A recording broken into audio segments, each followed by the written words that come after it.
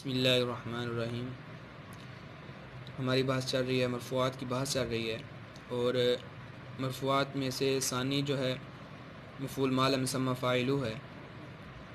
ہم جہاں سے مصنف رحمۃ اللہ علیہ یہ بیان فرما رہے ہیں کہ جب کسی کلام میں مفعول بھی پایا جائے اور دیگر مفاعل بھی پائے جائیں تو وہاں پر مفعول بھی کا نائب فاعل بننا متعین ہے۔ آگے اس کی وجہ بیان کری ای لوقوعہ، اس لیے کہ مفعول بھی اور فاعل کی آپس میں شدید مشابہت ہے، مشابہت کی وجہ سے مفعول بھی کا نائب فاعل بننا متعین ہوگا۔ مع غیرہ من المفاعیل، یہاں سے ایک وہمے کو دور کریں۔ وہمہ یہ ہوتا ہے کہ اگر کسی کلام میں مفعول بھی ہی صرف پایا جائے، باقی دیگر مفاعل نہ پائے جائیں، تو وہاں پر تو متعین ہوگا مفعول بھی۔ تو پھر مصنف رحمۃ اللہ علیہ نے تعینہ کی جو قید ہے وہ کیوں لگائی؟ تو پھر اس وہمے کو دور کیا کہ مع غیرہ من المفاعیل، یعنی کہ جب کسی کلام میں مفعول بھی ہو اور دیگر مفاعل بھی ہوں تو وہاں پر متعین ہوگا مفعول بھی کا۔ آگے متن میں مثال ذکر کی ہے، ضرب زید یوم الجمعۃ امام الامیر ضربا شدیدا۔ ضربا شدیدا، یہاں سے ایک سوال مقدر کا جواب۔ سوال ہوتا ہے کہ مثلا ضرباً سے بھی تو معلوم ہو رہا کہ ضرباً جو ہے وہ مفعول مطلق ہے، تو پھر شدیداً کو ذکر کیوں کیا؟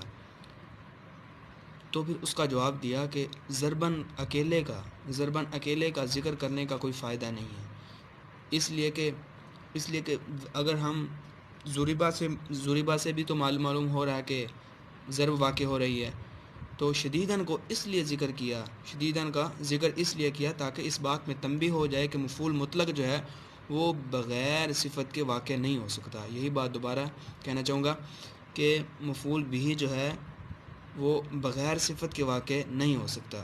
جمیع ما سوا المفعول بھی سواء، یہاں سے یہ بیان فرما رہے ہیں کہ اگر کسی کلام میں مفعول بھی نہ پایا جائے بلکہ باقی دیگر مفاعل پائے جائیں تو وہاں پر کون متعین ہوگا؟ تو کہا کہ سواء، وہاں پر مفعول تو وہاں پر نائب فاعل بننے میں تمام برابر ہیں، کسی کو مطلب کوئی متعین نہیں ہوگا، جس کو چاہو اس کو نائب فاعل بنا لو۔ مفعول الاول من باب اعطیت فعل المتعدی، یہاں سے بیان فرما رہے ہیں کہ باب اعطیت کے دو مفعولوں میں سے پہلے مفعول کو نائب فاعل بنانا اولا ہے اور دوسرے کو نائب فاعل بنانا جائز ہے۔ باب اعطیت سے مراد ہر وہ فعل ہے جو دو مفعولوں کی طرف متعدی ہو اور دوسرا مفعول پہلے کا غیر ہو۔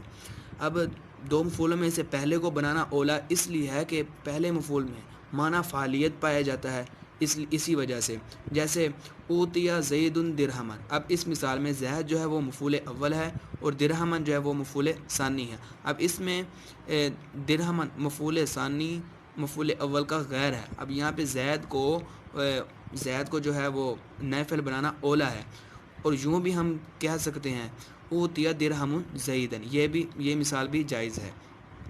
وذالک عند الامن، یہ سوال مقدر کا جواب ہے۔ سوال ہوتا ہے کہ آپ نے کہا کہ مفعول بھی کو بنانا اولا ہے اور ثانی کو بنانا جائز ہے۔